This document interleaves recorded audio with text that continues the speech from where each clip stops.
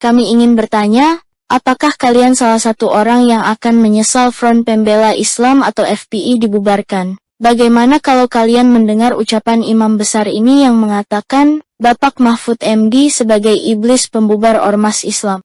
Nah, persoalannya sekarang, ormas-ormas Islam itu tidak mau bernahi mungkar.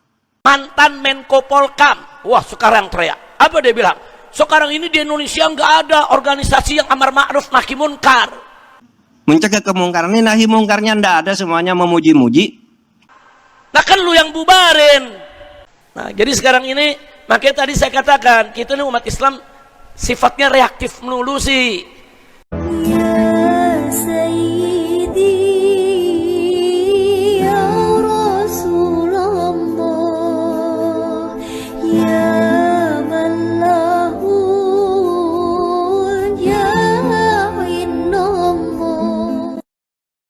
Assalamualaikum sahabat pencari kebenaran yang mutlak. Berhati-hatilah bahwa zaman sekarang, kepalsuan bisa menjadi kebenaran dan kebenaran bisa menjadi kepalsuan. Tapi bisa saja kepalsuan menjadi kepalsuan, tapi hakikat kebenaran tetaplah kebenaran, tidak bisa diubah, kecuali dimanipulasi seperti yang kami katakan sedari awal. Apa mereka nggak tahu LGBT udah menyebar kemana-mana? Ada tentara jadi LGBT, ada polisi jadi LGBT, masuk kabinet LGBT, masuk kementerian LGBT, jadi pejabat, saudara. Ini udah merisaukan. Bahkan grup-grup WA, grup-grup medsos, grup-grup Telegram, saudara, khusus berbagai daerah, anggotanya ribuan. Saudara, saya punya datanya satu persatu. Di Bogor, satu grup WA aja, saudara, isinya sekitar 1.500 orang, itu khusus anggota.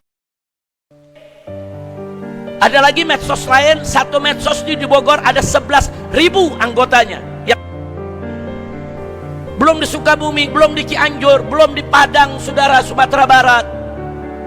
Jadi LGBT ini menjadi satu serangan serius. Jadi kalau peraturan presiden mengatakan ini ancaman non militer yang membahayakan bangsa dan negara, betul. Kami memang ada membaca peraturan presiden tentang pelarangan penyebaran LGBT di Indonesia sebagaimana yang kalian lihat, bahwa ini ancaman serius. Dan hanya di negara-negara Islam saja, kaum seperti ini tidak bisa berkembang. Namun kita perlu melihat sikap pemerintah terhadap mereka. Memang Indonesia, untuk menerima LGBT di Republik Indonesia, masyarakat Indonesia belum saatnya, belum siap. Kita jujur ya, bahwa rakyat Indonesia, rakyat ya dalam konteks ini masyarakat, entah lo agama apa, suku apa, di Indonesia ini belum saatnya untuk bisa menerima LGBT. Tetapi hak dia sebagai warga negara Indonesia, hak untuk mendapatkan pekerjaan, hak untuk mendapatkan pendidikan, hak untuk mendapatkan penghidupan yang layak sebagai warga negara harus dijamin oleh negara. Tapi bahwa mereka harus diterima oleh negara dalam konteks regulasi menetapkan mereka sebagai kelompok komunitas yang sah, itu belum. Apakah LGBT menurut hukum positif di Indonesia, hukum formal perundang-undangan, dilarang pidana atau tidak? Kalau kita lihat KUHP yang ada sekarang dan juga KUHP yang nanti akan berlaku 2 Januari 2026, KUHP nasional, tidak ada sebenarnya larangan yang secara spesifik mengatur apa yang disebut dengan LGBT. Ya. Tapi yang dilarang adalah pencabulan sesama jenis. Ini yang perlu dipahami dulu gitu. Jadi tidak semua persoalan LGBT ini ada di dalam ranah hukum pidana. Ya. Yang di dalam ranah hukum pidana hanyalah persoalan sesama jenis, hubungan sesama jenis, di mana salah satunya yang dilarang adalah berkenaan dengan perbuatan pencabulan. Itu pun kalau orangnya mengadu yang dicabul itu. Ya, ada yang delik aduan, ada yang bukan Ya. dalam hal ini. Bukti bahwa sebenarnya Indonesia tuh biasa-biasa aja dan oke-oke aja dengan LGBTQ. Dari dulu ada acara, ada bancinya, ratingnya tinggi-tinggi aja. Untuk yang percaya rating. Acara apa itu? Ya banyak dong. Banyak dong. Muslim people menganggap itu bisa disembuhkan lewat religion. Orang salah satu, bukan salah satu, gue sebut dua deh, entertainer terbesar yang kita pernah ada, Bunda Dorce dan Tesi. Lalu ada aturan tuh, orang nggak boleh cross dressing di TV. Betul. Akhirnya Tesi jadi satpam. Sedih loh, lucuan waktu jadi banci loh. Benar. Tes itu lucu banget waktu jadi banci. Gua doain Onat suatu hari jadi MC di acara 17 Agustus Istana Presiden. Tapi kalau misalnya 17 kayaknya jangan deh. Kalau bisa ditawarin, enggak deh. Kan dulu, yakin lo. Takutnya kayak Meti bro.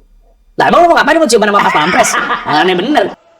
Ini bukan hanya membahayakan bangsa dan negara, ini sekaligus juga membahayakan agama, membahayakan generasi penerus kita.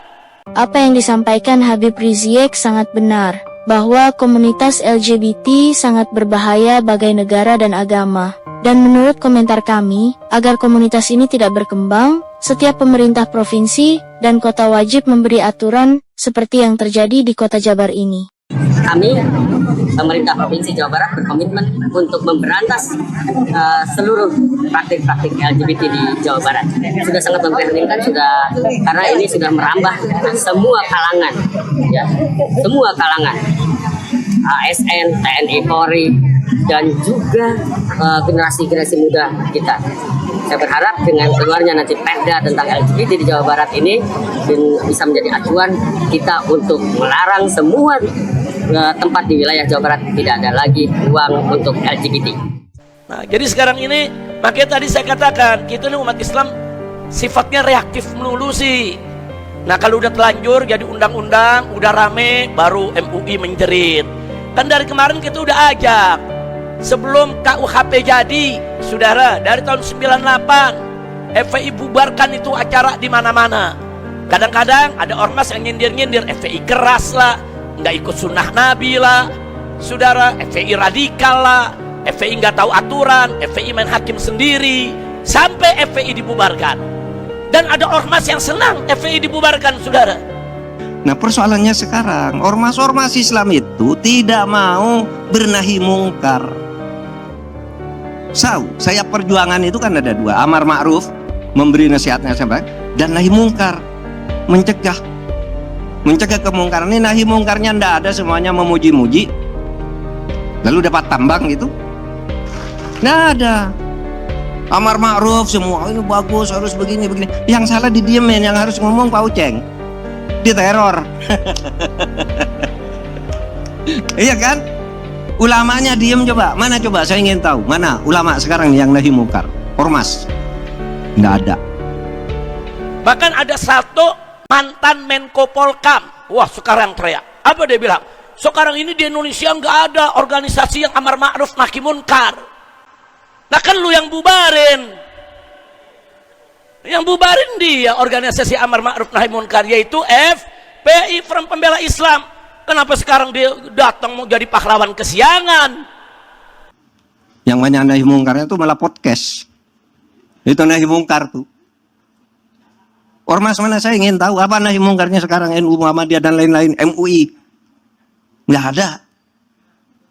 Semuanya yang baik-baik, begini Pak, sebaiknya gini Pak, sebaiknya Pak ini salah, mana bilang ngatakan gitu. Sehari ngatakan salah, begitu dipanggil besok benar Bapak ini.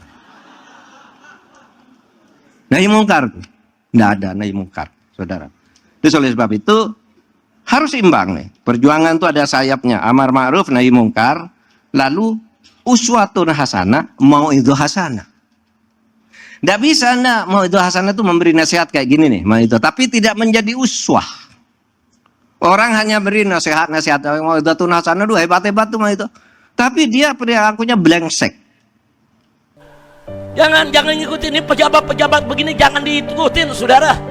Jangan, dia karena nggak dapat kursi aja dia lagi marah-marah. Besok kalau jadi kursi sama dia jadi iblis juga, saudara. Karena udah terbukti kemarin dia jadi iblis kok. Yang bubarin FPI sebagai yaitu organisasi amar ma'ruf nahi munkar, itu salah satunya kan Menko Polhukam, saudara. Kan dia Menko Polhukamnya. Kenapa sekarang pakai teriak-teriak tidak ada ormas yang nahi munkar? Nggak ada, pala lu bomenyan, ngomong mebeduk. Kira-kira jelas tidak? Jelas tidak? Jadi bagaimana menurut pendapat kalian? Apakah kalian setuju jika Ormas Habib Rizik dikembalikan untuk memberantas para komunitas LGBT, atau negara dan pemerintah bisa mengatasi ancaman ini tanpa perlu bantuan Ormas Islam? Bagaimana menurut pendapat kalian? Kita ini udah amar ma'ruf nahi munkar, udah kita sampein. Nah, kadang-kadang nih ormas Islam cuma reaktif. Nanti kalau udah terjadi di mana-mana, Nanti kalau ada anaknya kena LGBT, marah dia. Jadi kalau anaknya belum kena, dia belum marah, saudara. Belum. Kalau anaknya udah kena LGBT, anak lelakinya diperkosa sama lelaki juga, baru marah, baru ngamuk. Wah, ini perbuatan nggak benar. Kemarin lu kemana? Kadang-kadang orang begitu, kita ajak perang lawan narkoba, nggak mau. Begitu anaknya kena narkoba, baru dia marah-marah. Ya, kita ini berjuang bukan karena anak kita yang kena, bukan karena keluarga kita yang kena, karena hukum Allah dilanggar. Karena hukum Allah dilanggar, ayo kita bersama perangi narkoba, perangi LGBT. Jika kalian merasakan ada keanehan dalam video ini, kalian punya hak bebas untuk mengomentari dan mengutarakan pendapat kalian terhadap video ini.